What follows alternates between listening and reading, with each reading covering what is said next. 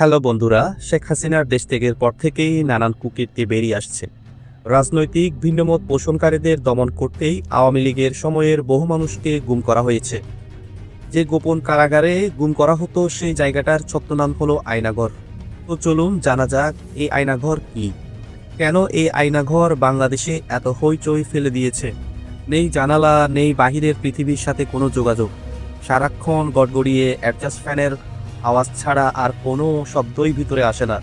তবে মাঝে মাঝে বিমান ওঠানামার কারণেই কেঁপে ওঠে এই ভবন কক্ষ। ঘরে কোথাও নেই এক টুকরো আয়না, কিন্তু কি অদ্ভুত, এ ঘরটি পরিচিত হয়ে গিয়েছে আয়নাঘর নামে। বাংলাদেশের প্রতিরক্ষা গোয়েন্দা পরিদপ্তর বা ডিজিএফআই এর এক কথিত গোপন বন্দিশালা এই আয়নাঘর।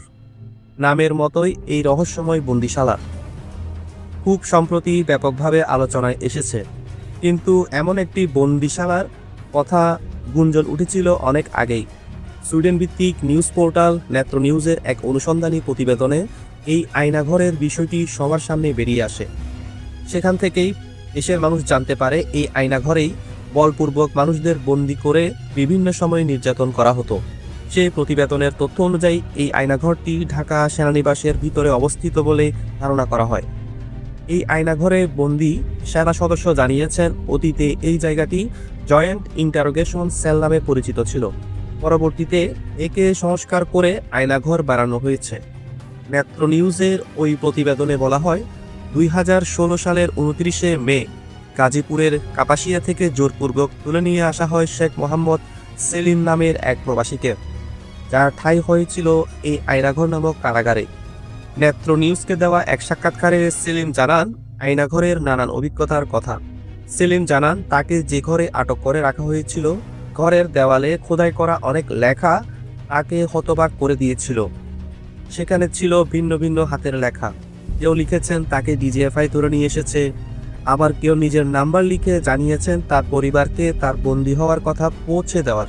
গুমের শিকার হওয়া বেশ কয়েকজন সাবেক সেনা কর্মকর্তা আয়নাঘরের কথা প্রকাশ করেছেন। এই আয়নাঘরটি ডিজিএফআই এর অফিসের ঠিক পিছনে অবস্থিত।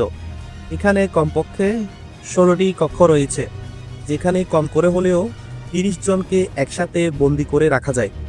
আয়নাঘরের দায়িত্বে থাকা কয়েকজন সামরিক কর্মকর্তা এই কারাগারের ভিতরে ছবি প্রকাশ করেছেন। এইসব ছবি দেখলেই অনুমান করা যায় গোপনে এই আয়নাঘরে কাউকে বন্দি করে রাখা কতটা অমানবিক। এখানে অনেককেই বিনা বিচারেই বছরের পর বছর, এমনকি যুগের পর যুগ বন্দি করে রাখা হয়েছে। কত লোককে যে এখানে বন্দি করে রাখা হয়েছিল তার কোনো হিসাব নেই। সবাইকে যেখানে দীর্ঘ সময় বন্দি করে রাখা হয় এমনটাও নয়। অনেককেই ছেড়ে দেওয়া হয়েছে, আবার এখান থেকে অনেককেই হত্যা করা হয়েছে।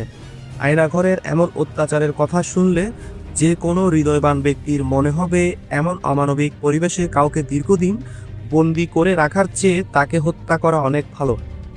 অভিযোগ রয়েছে ডিজিএফআই এর কিছু অসাধু কর্মকর্তা শেখ হাসিনার কাছ থেকে অবৈধ রাজনৈতিক সুবিধা নেওয়ার জন্য এসব কর্মকাণ্ড করেছেন।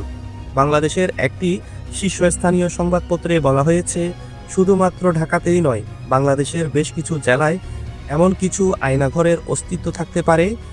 এই ভিডিওটি যদি আপনাদের ভালো লেগে থাকে তাহলে অবশ্যই লাইক শেয়ার করবেন, আর চ্যানেলে নতুন হলে সাবস্ক্রাইব করবেন। আগামীতে আবারও দেখা হবে রহস্যের দুনিয়ার নতুন কোনো অজানা তথ্য নিয়ে।